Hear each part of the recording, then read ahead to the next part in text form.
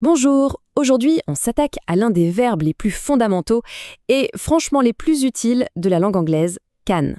Allez, pour commencer, une question toute simple. À quoi pense-t-on quand on parle de ses propres talents, de ses capacités? Qu'est-ce qu'on sait faire ou pas? Bon, entrons dans le vif du sujet. Cette première partie va se concentrer sur le sens de base, vraiment essentiel, de can. En fait, c'est aussi simple que ça. Quand on utilise can, on exprime une possibilité, une capacité. Par exemple, si on dit I can ride a bike, ça veut tout simplement dire qu'on a la capacité de faire du vélo. Regardez comme ces exemples sont directs. I can speak two languages, je parle deux langues. He can play the guitar, il sait jouer de la guitare.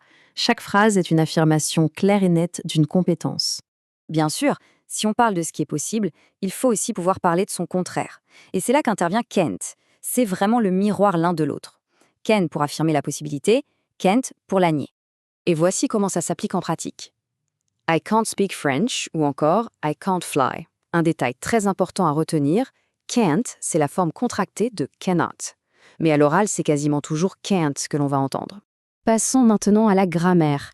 Et la bonne nouvelle, c'est que c'est super facile. Il y a juste deux règles toutes simples à connaître et c'est tout. Voici la première règle, et franchement, c'est la meilleure. Contrairement à beaucoup d'autres verbes en anglais, can est invariable, il ne se conjugue jamais. Peu importe le sujet, que ce soit I, he, she ou they, ça reste can. Pas de S à la troisième personne, rien du tout. C'est toujours can. Ok, deuxième point crucial. Ça concerne le verbe qui suit juste après can. Il doit toujours être à sa forme la plus simple, ce qu'on appelle la base verbale ou l'infinitif sans tout. Concrètement, ça donne quoi? Eh bien, on dit she can speak et surtout pas she can speaks. De la même façon, c'est he can play et non he can to play. Donc, on retient, on oublie le S et on ne met jamais tout entre can et le verbe qui suit. Bon, la grammaire, c'est simple, on est d'accord. Mais c'est souvent la prononciation qui peut créer la confusion. Alors, analysons bien la différence de son entre can et can't.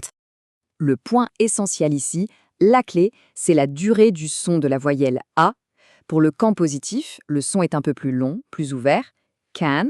Pour le cant négatif, le son est plus court, plus sec, can't. Écoutez bien la différence. Can, can't. C'est subtil, mais c'est ça qui fait tout. Et là, attention, voici l'astuce qui change tout.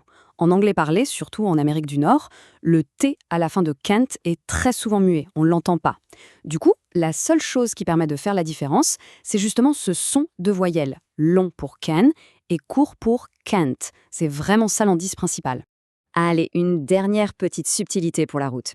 Quand can se retrouve au milieu d'une phrase, sans être accentué, il est souvent prononcé très très vite, presque comme kin.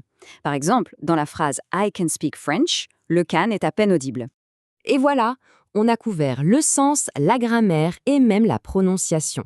Il est temps de résumer tout ça pour que ce soit bien clair. Alors, s'il y a 3 choses à retenir, ce sont celles-ci. Premièrement, le sens, possible ou impossible, c'est simple. Deuxièmement, la grammaire. Le verbe est invariable et toujours suivi de la base verbale, facile. Et troisièmement, la prononciation, tout se joue sur la longueur de la voyelle. Et on boucle la boucle en revenant à la question du tout début. Maintenant, le petit exercice, c'est de réfléchir pour soi-même « What can I do? What can't I do ?» C'est en utilisant can et can't pour parler de ses propres capacités que l'on finit par vraiment les maîtriser.